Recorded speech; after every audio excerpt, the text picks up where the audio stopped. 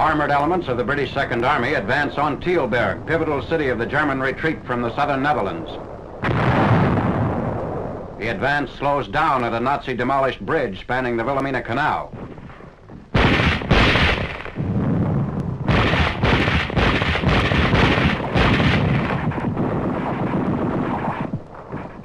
Crossing the canal via the twisted girders.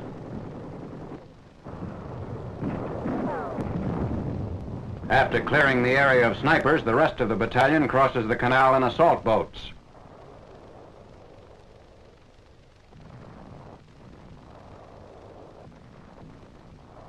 A bridgehead is secured, and shortly thereafter, the former Nazi stronghold is neutralized.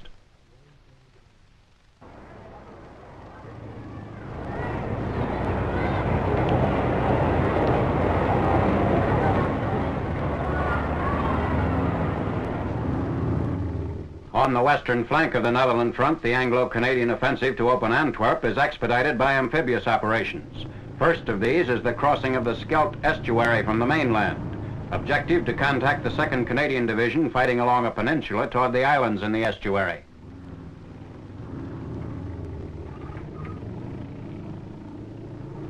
Alligators reach the southeastern coast of Zuid-Beveland, garrisoned by 2,500 Nazis. Later, other armored vehicles arrive, pushing westward to the causeway linking Zuid-Beveland with the farthest of the Scheldt group, Walcheren Island. Waterlogged Walcheren Island, last German strong point commanding the approaches to the important port of Antwerp. Half of the island is underwater as a result of RAF bombing of the seawalls.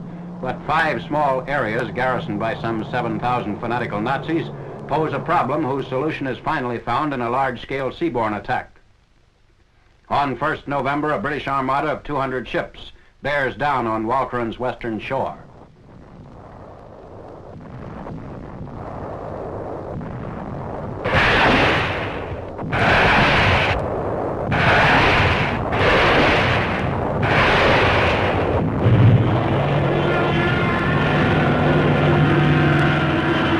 Typhoons of the RAF.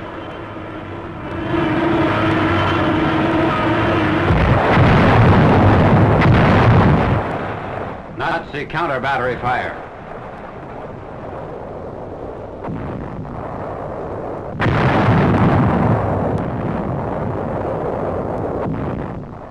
Preparing for the landing at West Capella, site of the main Nazi coastal batteries commanding the entrance to the Scheldt estuary.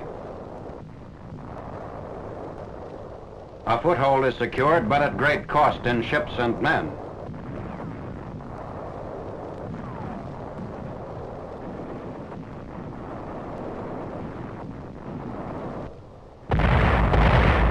Heavy artillery on the mainland paves the way for another landing on Walcheren.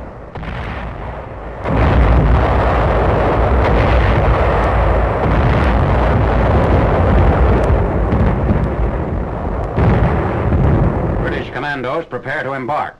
Objective, Flushing, Holland's 3rd port on the southern side of Walcheren.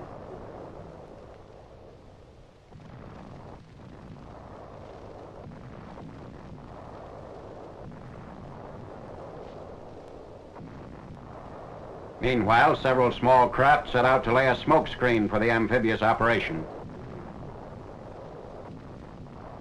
Nazi coastal guns from Flushing fire on the smoke-laying craft.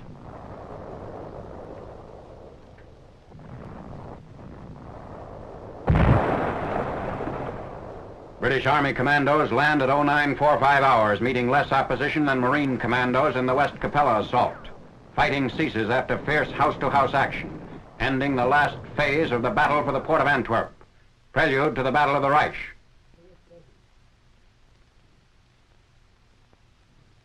Captured with 2,500 Germans, Lieutenant General Wilhelm Daser insisted on waiting until dawn for a formal surrender. Outnumbered 10-1, the small company of British captors agreed to the erratic commander's whim.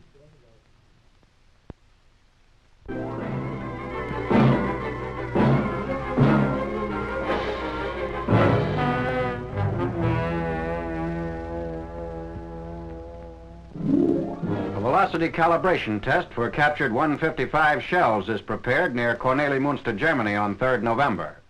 Servicing 1st Army Artillery, an Ordnance Department team installs photoelectric cell units 100 and 200 feet from the muzzle of an M12 belonging to a field artillery battalion. After firing tables have been computed, thousands of seized rounds of 155 projectiles will be ready for accurate use against the Nazis. Fuse, streamlining cone, and 10-inch firing pin are all part of the German assembly. Our 155mm gun with GPF tube can use this projectile as well as our own. Made in USA on the right. The other is from German dumps in France and Belgium. When discharged, the shell will intercept skylight over both photoelectric cells aligned with the gun barrel. The interval thus created is transmitted to a time measuring and recording device.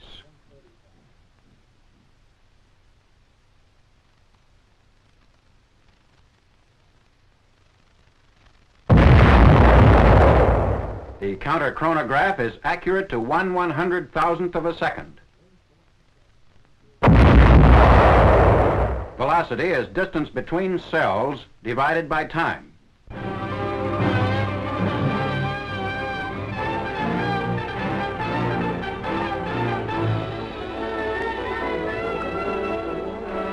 A German industry is utilized for the supply needs of the First Army as men of a combat engineer battalion take over operation of a sawmill at Breinig, near the Belgian frontier. A large stockpile of logs found in the mill's yard is converted into timbers and planks for bridges, temporary buildings, and other military uses. Nearby forest will provide additional logs as required.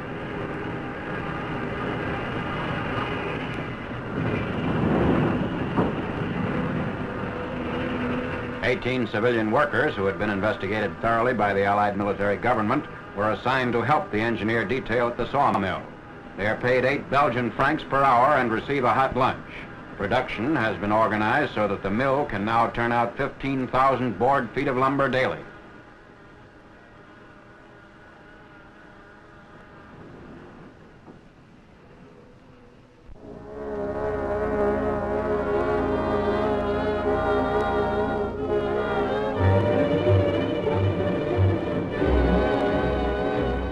Packaging medical supplies at Éloigh, southeast of Épinal, on 27th October. They are to be fired in projectile containers to 7th Army infantrymen holding out since the 23rd behind German lines in the Vosges foothills. Medics wrap blood plasma units, sulfur drugs, and other first aid items. They'll be inserted in 105 and 155mm shells, altered for this purpose by members of an ordnance company.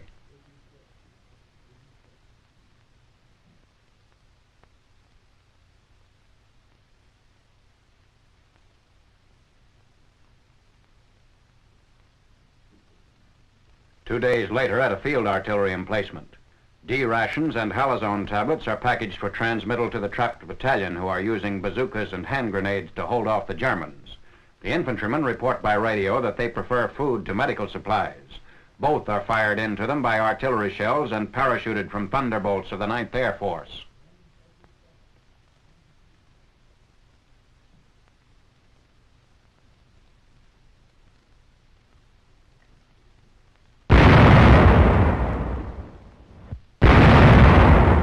Time fuse and light charge will open the shell at the target.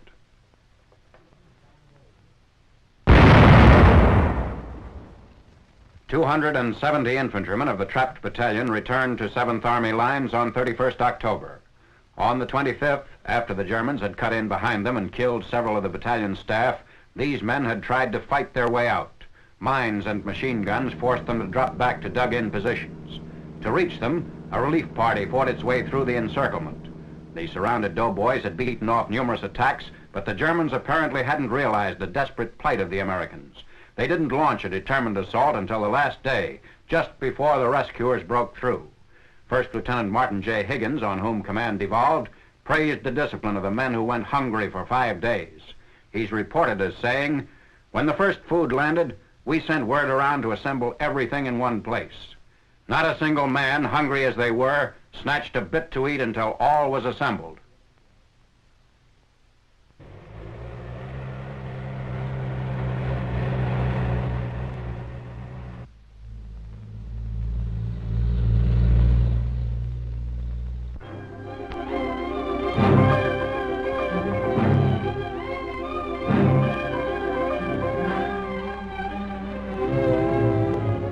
At Stolberg, Germany on 31st October, the tracks are modified on Sherman tanks of an armored division. On the left, a new track connector which extends the width of each track by 4 inches. It replaces the narrower one in joining the rubber treads.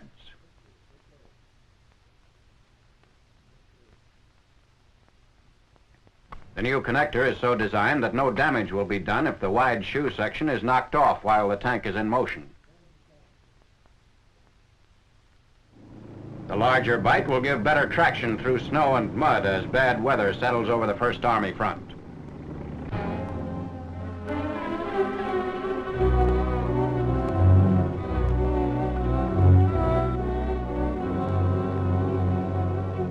Montville-sur-Belvitte, Belgium, on the First Army front. A light tank patrol of a reconnaissance squadron has found a log barrier blocking entry into the town on 1st November. Engineers have been called on to demolish the roadblock. It's necessary to blow the 2 sections of the barrier separately. Anti-tank mines are detonated by the charge.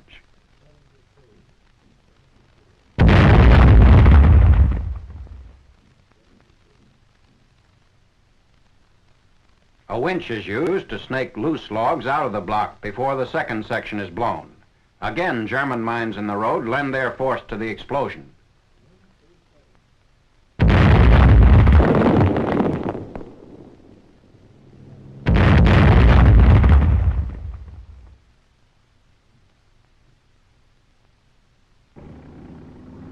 The reconnaissance patrol goes through.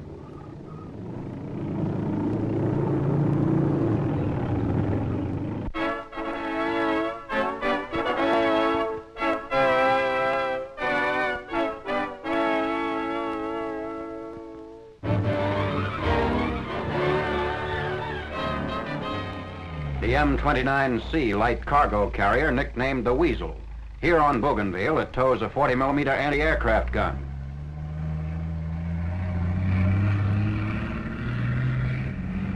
The Weasel has done general duty in terrain ordinarily impassable to other vehicles, negotiating sand dunes, swamps, marshes, deep mud, and waterways.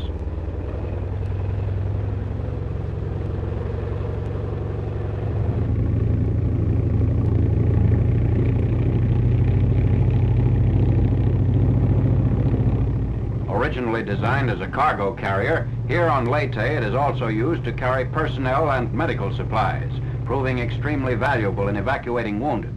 Its capacity is 1,200 pounds. Power is supplied by a liquid-cooled 6-cylinder engine, similar to that of the average car. Gasoline-driven, it can do 175 miles of normal land driving on a fuel tank of 35 gallons, or 14 hours of deep water operation.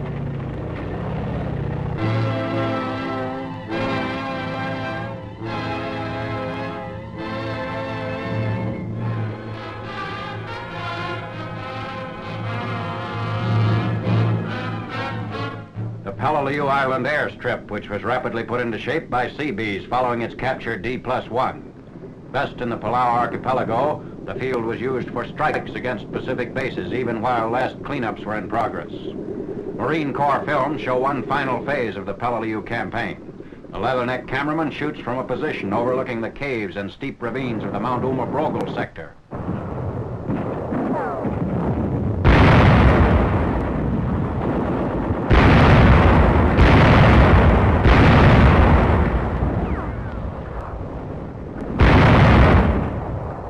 Tanks and Marine infantrymen hold precarious positions in the valley. Above them, the Jap waits in Gibraltar-like caves, ingeniously hidden, with an interlocking system arranged to give crossfire on all approaches. Nicknames applied to the points of resistance by men of the 1st Marine Division include Horseshoe Hill and Prostitute Ridge.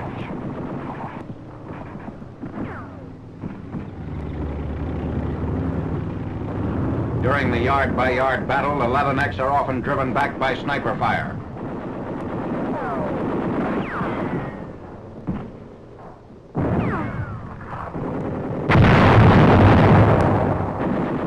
Delayed action bombs help to neutralize prepared positions above our troops.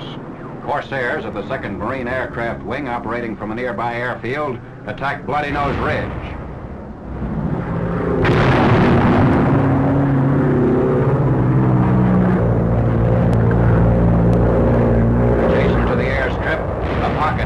quickly being closed on fiercely resisting Japs.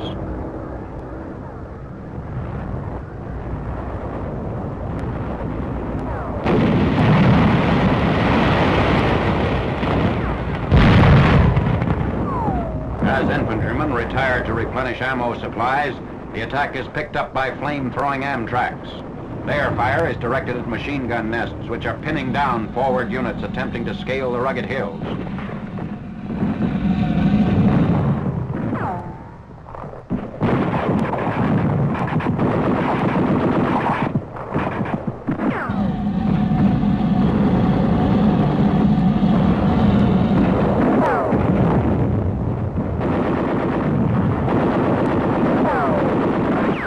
Further to aid the troops in the valley, a Marine artillery piece on a nearby ridge is adjusted to fire down the hillside and point blank into Jap cave positions.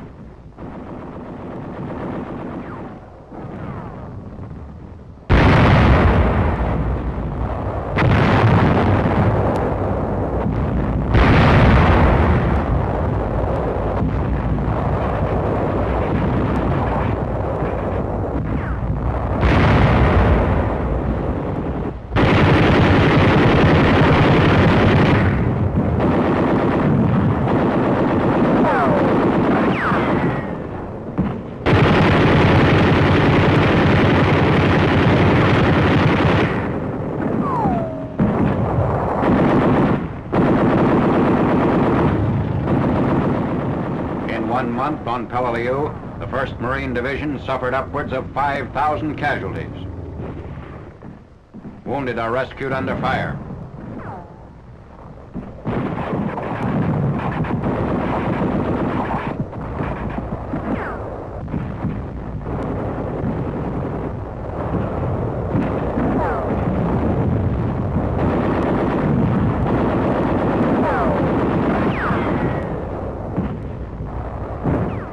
Our troops also are being harassed by heavy caliber mortar fire from the Geysebus Island, about half a mile from Peleliu. This opposition is wiped out by an invading force. A naval and air bombardment precedes the landings. Both carrier and land-based aircraft pound the little island located inside the lagoon just north of Peleliu. Armored Amtraks await the order to make the crossing.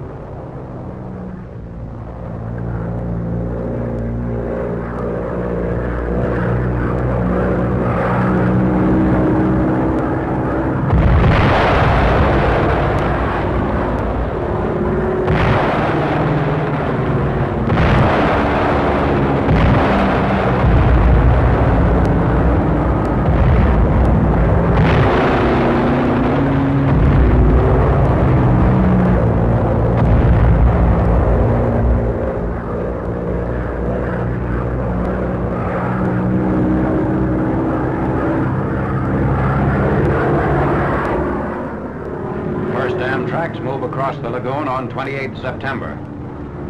The Geysebus is the site of a 3,000-foot airstrip which is believed to be operational.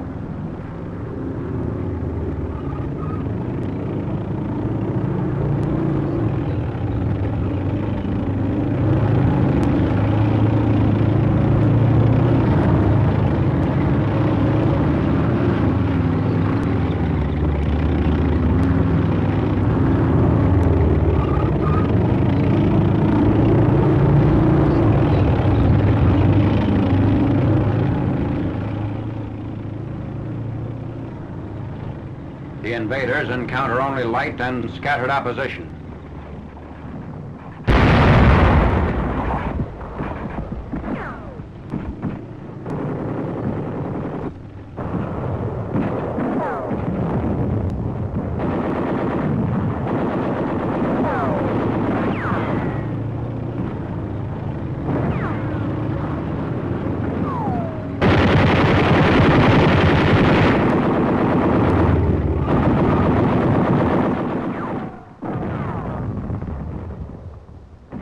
A mortar crew gets ready for action.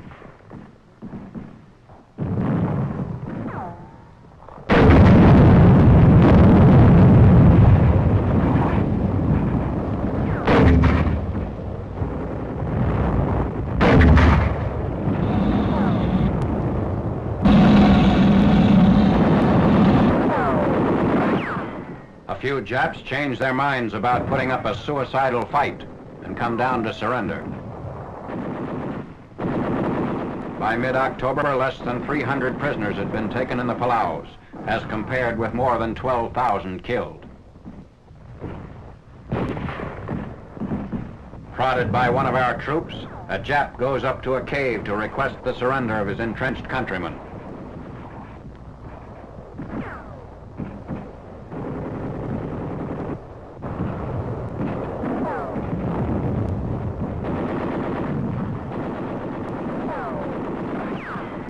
A demolition crew takes cover after placing a charge on a pillbox. By nightfall, Nagasibu ceases to exist as a point of opposition in the Palaus.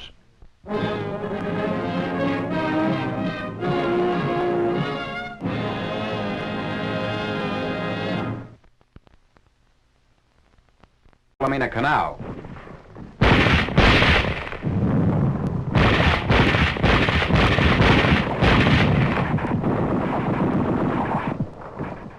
Crossing the canal via the twisted girders.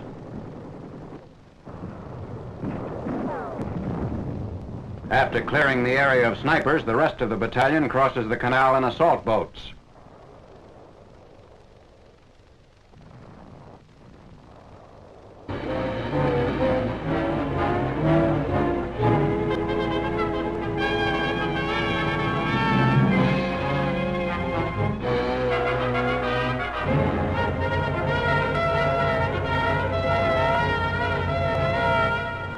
Armored elements of the British Second Army advance on Tilburg, pivotal city of the German retreat from the southern Netherlands. The advance slows down at a Nazi-demolished bridge spanning the village.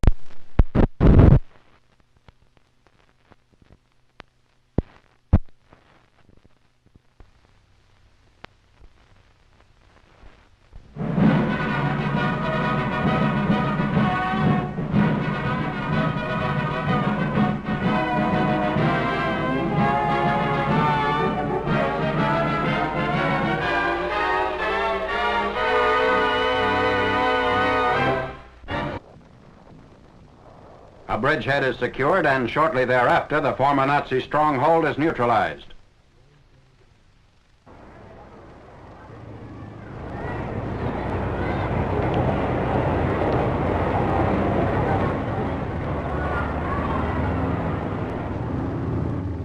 On the western flank of the Netherlands front, the Anglo-Canadian offensive to open Antwerp is expedited by amphibious operations.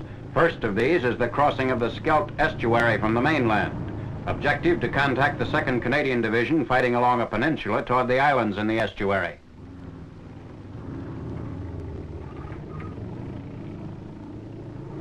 Alligators reach the southeastern coast of Zuid-Beveland, garrisoned by 2,500 Nazis. Later, other armored vehicles arrive, pushing westward to the causeway linking Zuid-Beveland with the farthest of the Scheldt group, Walcheren Island.